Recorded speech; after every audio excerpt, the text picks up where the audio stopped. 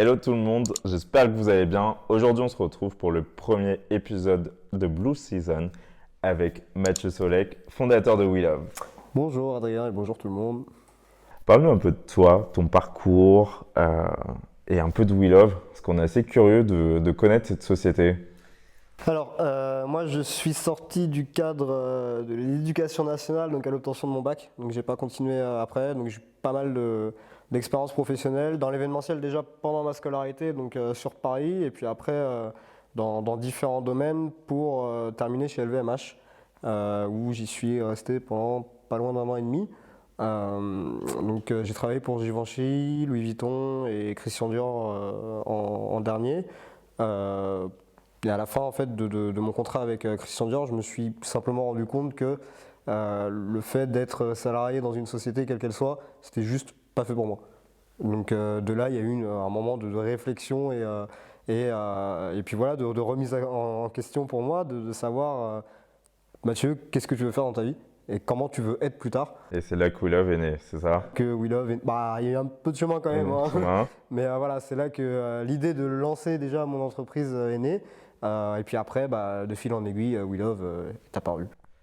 Donc parle-nous un petit peu de We Love. Qu'est-ce Mhm. que c'est? À quoi ça consiste? Un peu ton bébé.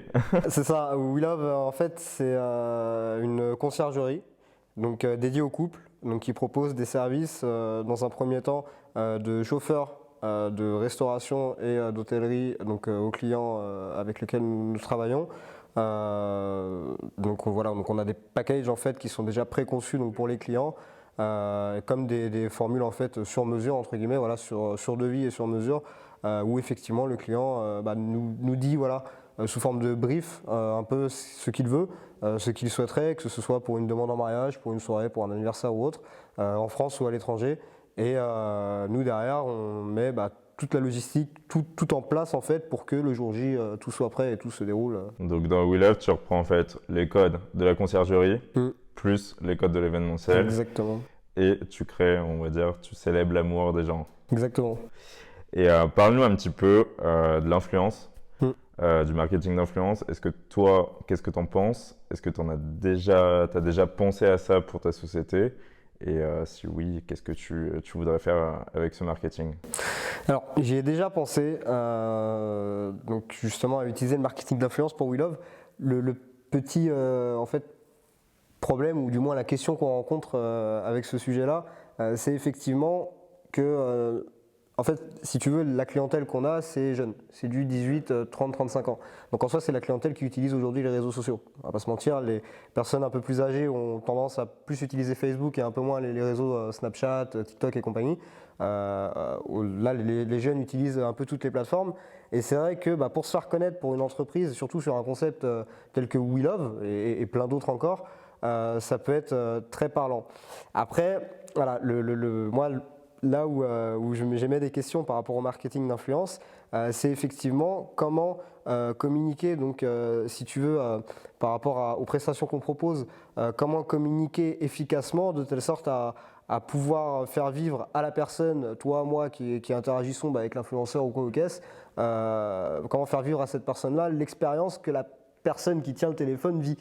Et donc de là, donc il y a toute la mise en scène, etc. à faire.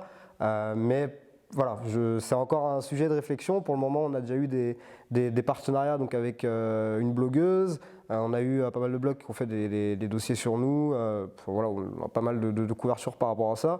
Mais c'est vrai que pour l'instant, c'est pas voilà, comment dire, pas le sujet, non, mais c'est pas dans l'immédiat. Par contre, c'est vrai que par rapport aux prestations qu'on propose, effectivement, faire appel au marketing d'influence le jour où on aura un séjour all inclusive, que ce soit dans Paris ou à l'extérieur, avec les hélicoptères qu'on propose pour le coup, et puis avec voilà, vraiment la scénographie vraiment parfaite pour les réseaux sociaux, carrément. Ok, très bien. Et du coup, pour le moment, tu laisses ça en stand-by. Mm. Si tu avais quelque chose à faire vraiment avec l'influence sur un coup de buzz, Mm. comme on pourrait dire, euh, pour toi, ça serait faire vivre l'expérience, une vraie C'est expérience. ça. Tu penses que ce serait en France ou tu ferais quelque chose We Love à l'étranger pour montrer cette expérience que tu peux faire vivre grâce à ta logistique, à ton savoir-faire? Dans l'idéal, je ferais les deux. Dans les deux, à savoir, je prends un couple voilà, Ok. qui souhaite vivre une expérience avec We Love. Donc on fait, en l'occurrence, influenceur. Donc on fait une soirée le vendredi soir donc à Paris, puis le samedi matin ils sont en lit pour décoller tout simplement. Mais c'est vrai, voilà, après dans la mise en place c'est différent.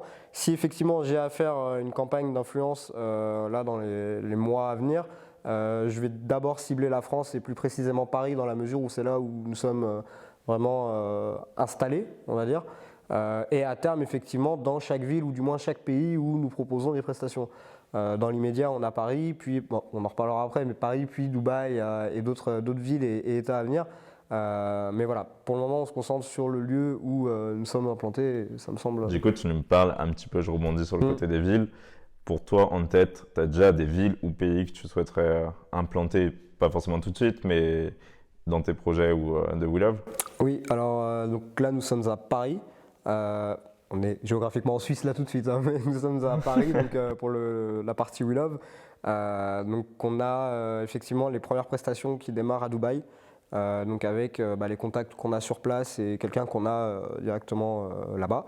Donc ce qui est très bien pour nous, ce qui est très bien pour le concept en lui-même, parce que ça permet effectivement de faire connaître We Love à l'international et puis également de proposer aux Français, lorsqu'ils sont sur le sol français, d'avoir un séjour entre guillemets all inclusive avec activités, restauration, chauffeur et hôtellerie et bien plus chez eux au final, depuis chez eux, accessible sur internet et puis avec un réel suivi 24/24 et vraiment quelque chose de complet.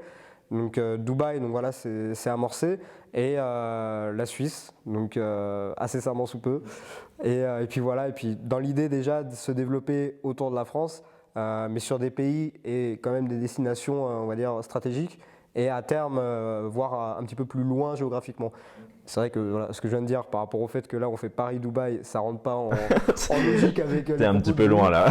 Voilà, mais c'était, on a eu, si tu veux, une opportunité qui s'est présentée à nous, et puis pour le coup, on l'a saisi, quoi, tout simplement. Donc, en fouillant un petit peu sur les réseaux sociaux, on a trouvé ton compte de micro-influenceur, qu'on pourrait dire. Comment tu abordes ça? Pour toi, tu as déjà eu des contacts pour pouvoir travailler justement en tant que micro-influenceur ou non? Et comment tu ressens cette phase un petit peu? Est-ce que tu te considères comme un micro-influenceur ou pas du tout? Et le recul que tu as là-dessus? Alors, je ne me considère pas comme micro-influenceur. Comment c'est arrivé déjà? J'avais un compte Instagram, je faisais de la photo avant. Donc je publiais en général ce que je faisais, pas tout ce que je faisais, mais les quelques photos, voilà, pour dire voilà, j'y étais, j'ai fait ce travail-là avec cette entreprise, etc. Et en fait, de fil en aiguille, mon compte a grimpé. J'ai démarré les voyages, ça a explosé. Et de là, je suis à 19 000 et des poussières sur Instagram, followers. Donc c'est vrai que c'est une force dans la mesure où oui, il y a des marques ou des marques et des organisations plus globalement qui me contactent ou du moins qui m'ont contacté vu que le compte a été laissé à l'abandon de ma part donc depuis peu pour faire des partenariats. Certains auxquels j'ai donné une réponse favorable parce qu'effectivement ça m'intéressait moi-même de vivre, voilà, de conduire des voitures de sport, etc. On ne citera pas de marque mais c'était assez sympa. Après voilà, moi mon ressenti sur l'influence, c'est quelque chose de bien parce qu'en soi ça suit la logique et le cours de l'évolution des réseaux sociaux, de la technologie, etc. Donc c'est même limite logique. Après personnellement je trouve que là aujourd'hui comparé à 5 ans en arrière à peu près, c'est vrai que ça s'est beaucoup développé. Et aujourd'hui, lorsque par exemple des sociétés me contactent dans le cadre de We Love pour proposer en fait des influenceurs, des agences en fait, qui nous contactent donc pour proposer des influenceurs qui communiqueraient sur notre marque, etc., qui vivraient une expérience. C'est vrai que maintenant on y réfléchit un peu à deux fois dans la mesure où il y a tellement de comptes, tellement d'influences, etc., que les statistiques en fait, à mon sens, encore une fois, je ne mets pas tout le monde dans le même panier, mais peuvent dire beaucoup sur la personne, mais aussi dire rien du tout, dans la mesure où... Du coup, tu as un regard, tu as plus de recul quand on va te proposer des profils. On te présente ce profil-là pour justement communiquer sur We Love. Tu as un œil qui est beaucoup plus attentif au profil qu'on va te proposer. Clairement. parce que tu l'as vécu aussi grâce à ton compte. Du coup, quels critères tu vas mettre en place pour justement choisir ça et créer éventuellement, bon, c'est peut-être plus tard une stratégie, quand on te propose des profils, dire oui ou non. C'est ça. Quels critères, juste pour rebondir là-dessus, il y a une agence là, qui nous a contacté il n'y a pas longtemps, donc We Love, pour faire un partenariat et nous proposer des influenceurs. Donc à une somme qui, sur le devis qui, à mon sens, était injustifiée dans la mesure où on nous proposait donc 2 couples en fait pour communiquer sur We Love, donc au cours d'une soirée, etc. Donc logique, vraiment de l'expérientiel pur et dur. Mais sur ces 2 couples-là, on avait un couple de mineurs, donc qui colle pas du tout avec notre cible, à savoir juste que l'audience des personnes, parce qu'on peut se dire que c'est un couple mineur suivi par des trentenaires par exemple, pas du tout. Donc c'était vraiment une tranche d'âge qui allait de 14 à 18-19 ans. Donc Ouais, donc 18-19 peut être intéressant ta encore. cible qui est pas du tout en fait dans ton portefeuille client parce que Pas du tout, enfin, je propose pas et nous ne proposons pas des prestations pour les mineurs. Et du coup, c'est pour ça qu'aujourd'hui, les critères pour nous, en tout cas We Love, et je pense que je peux parler au nom de plusieurs sociétés de recherche par rapport aux influenceurs qui pourraient travailler avec nous, c'est vraiment que l'influenceur en question soit positionné sur notre marché, à savoir que son audience corresponde, si on propose, je ne sais pas, une agence de voyage, des voyages, si c'est un salon de coiffure, quelqu'un qui est dans l'esthétique par exemple, ou le bien-être, ou tout ce qui est soins, etc., cosmétiques, enfin, que ce soit voilà, logique par rapport à l'audience, etc. Et ce qui me dérange un peu en fait dans ce milieu-là, c'est qu'effectivement il y a des entreprises qui surfent un peu sur la vague influenceur et regardez ça marche, ça fonctionne, vous faites de l'audimat, mais au final les entreprises donc un peu plus vieilles ou du moins qui ne connaissent pas forcément, qui n'ont pas forcément grandi avec les réseaux sociaux, qui signent, enfin qui se voient proposer des partenariats comme ça, qui signent des devis à peu parfois comme à beaucoup quand même d'un point de vue somme pour d'autres, se voient proposer en fait des influenceurs qui n'ont carrément rien à voir quoi, avec le service qu'elles proposent ou du moins leur placement. Donc pour toi, ton ressenti là-dessus sur les agences, c'est plutôt du business que du bon sens. À mon sens, c'est du business. Après, voilà, il y a des agences très respectables qu'on a déjà eu l'occasion de rencontrer et c'est pour ça que, encore une fois, je ne mets pas tout le monde dans le même panier.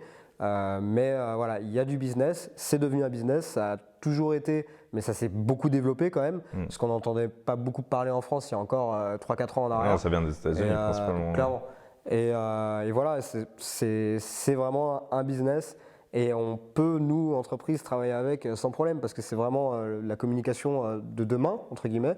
Mais faut bien voir où on met les pieds et puis sélectionner vraiment la personne ou du moins les personnes et auquel cas l'entreprise avec qui on décidera de poursuivre les échanges parce que j'ai vu clairement, moi, de mes yeux, sur mes mails, des propositions de tout et n'importe quoi. Aucun sens. Aucun sens du tout, quoi. Et du coup, en parlant d'influenceurs, quand tu auras un choix à faire, tu as une préférence pour un influenceur Instagram ou plutôt tu pourrais être sur YouTube, TikTok, Snapchat, sur d'autres plateformes ou tu as une préférence? Aujourd'hui, la communication sur les réseaux, c'est visuel. Ça a toujours été, mais en soi, pour une partie, mais en soi, c'est visuel. C'est voilà, vous êtes sur votre téléphone, dans les transports, chez vous, dans votre chambre, dans votre lit, le week-end ou quoi ou qu'est-ce, et vous regardez quelque chose, que vous l'écoutez ou pas, mais vous regardez quelque chose. Donc en soi, techniquement, tant que c'est visible, que ce soit Instagram, YouTube, Facebook ou autre, Facebook moi aujourd'hui, ou autre, personnellement, je trouve que ça colle avec We Love. Après, c'est vrai que c'est de l'expérientiel encore une fois. Donc l'Instagrammable, comme on dit, à savoir prendre une photo de quelque chose et que ça soit viral, etc., assez rapidement, etc. C'est vrai que c'est parlant, mais à mon sens, le vivre sur YouTube en vidéo et vraiment voir la chose de la manière dont la personne la voit. Vlog. Ouais, voilà, d'un côté vlog et de la manière dont la personne la voit, semble être peut-être un peu plus pertinente. Ok. On va faire un petit jeu. J'aime pas. J'ai 2-3 petites questions à te poser. Donc tu vas nous dire si tu valides ou non et argumenter.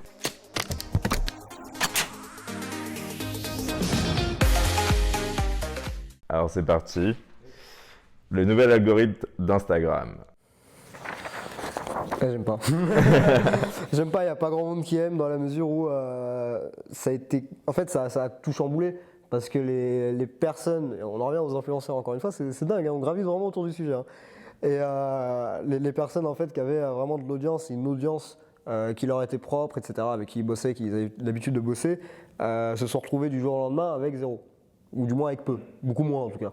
Et moi, personnellement, je trouve ça un peu triste parce que c'est effectivement des personnes qui ont un business en fait sur les réseaux sociaux, qui travaillent, qui vivent de ça parfois même, et qui auquel cas proposent des services encore une fois aux corpos.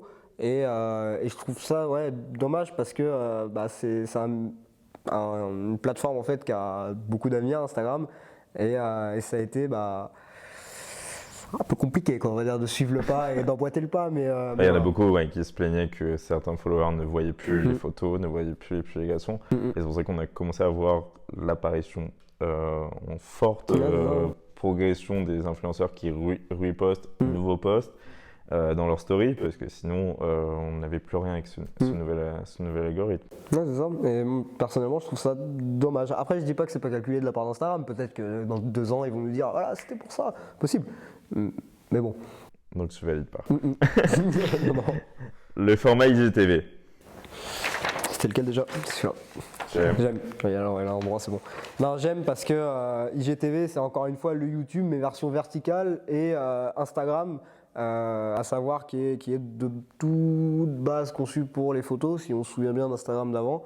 C'est vraiment apporter en fait le côté YouTube, encore une fois je radote un peu aujourd'hui sur Instagram, et c'est vrai que c'est pas mal parce que du coup ça ouvre pas mal d'opportunités aux personnes qui encore une fois travaillent avec Instagram, les influenceurs en l'occurrence, et ça leur permet de communiquer avec leur audience mais d'une manière encore une fois différente, sans pour autant se lancer dans YouTube qui est pas forcément quelque chose d'évident pour tout le monde. Et non, je trouve ça pas mal. Ok. Ça, je pense que j'ai déjà la réponse, mais le compteur de likes qui a disparu dans certains pays. Franchement, j'aime. J'aime pourquoi Instagram, ça a longtemps été, depuis la sortie de cette nouvelle, ça l'est moins du coup, mais ça a longtemps été la course au like. Et du coup, les personnes publiaient beaucoup et publiaient. Parfois tout et n'importe quoi, parfois du calculé.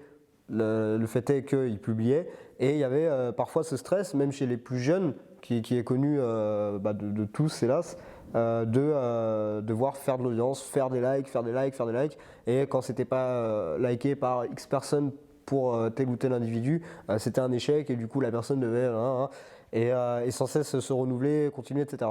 Alors d'accord, ok, pour communiquer et se rendre compte d'un point de vue statistique et débrief après publication de l'impact que ça peut avoir sur l'audience qu'on a sur un compte Instagram, oui, c'est bien, mais ça ne devrait pas, ou du moins ça ne devait pas être on va dire, public à ce point-là, au point de je vais sur ton profil Adrien et je vois que tu as 800 likes ici, etc. C'est à mon sens, c'est quelque chose à savoir d'un point de vue statistique pour la personne propriétaire du compte, mais pas forcément accessible pour tout le monde. Et ça, je pense que ça va régler pas mal de problèmes quand même chez les plus jeunes. Et ton point de vue au niveau d'une société, t'en penses quoi? Enfin, de te dire, il y a peut-être une légitimité de voir que ton client voit qu'il y a du monde quand même qui te suit, ou pour toi, ça fait quand même une protection de dire, même pour les startups, c'est un avantage de se dire il n'y a que moi qui peux, en tant que CEO, je peux voir. D'un point de vue corpo, ça me fait un peu peur parce qu'effectivement il y avait cette légitimité des likes, donc pour être transparent. Après on perd pas non plus le compteur des followers qui est toujours au ratio de suiveurs suivis, donc ça c'est bien et c'est essentiel à mon sens. Mais c'est vrai que pour les corpos, ça me fait un peu peur.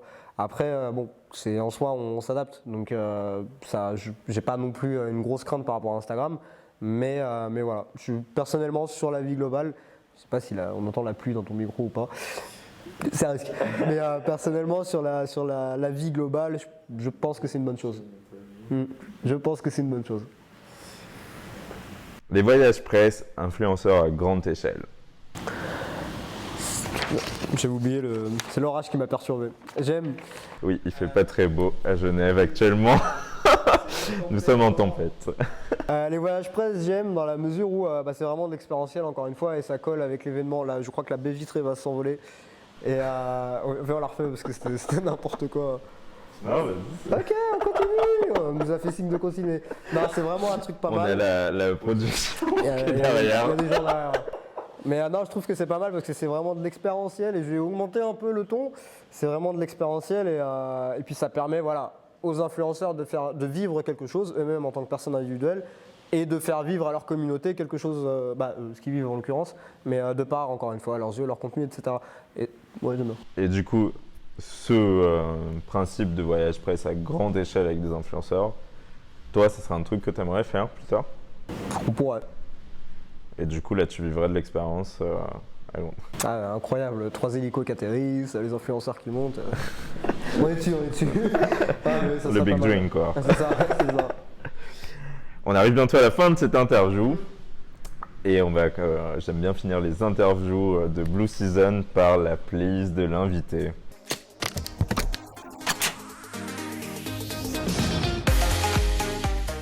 Alors Mathieu, pour toi, la plus belle chanson de tous les temps, c'est ça.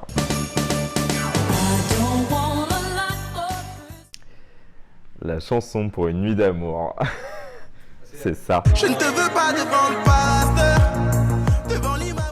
La chanson pour se réveiller. I might link my ting from barking, 7 a.m. Donc Mathieu, on arrive à la fin de cette interview. Je te remercie d'être venu, de nous avoir accordé du temps pour parler de l'influence et de ta société. Plaisir. Et pour finir, cite-moi une personne que tu aimerais qui vienne à ta place sur cette petite émission web. Léa, la petite L sur Instagram. Ouais. Bon, non, je vais pas te la présenter, tu la présenteras du coup. Donc Léa, on t'attend ici on va trouver un petit sujet à parler ensemble. Et voilà. Donc j'espère que ça vous aura plu. N'hésitez pas à liker, commenter, partager. Et liker la page puis, de We Love Paris accessoirement. Vous retrouverez, oui, effectivement, les liens de We Love Paris dans la bio ainsi que le lien de Mathieu.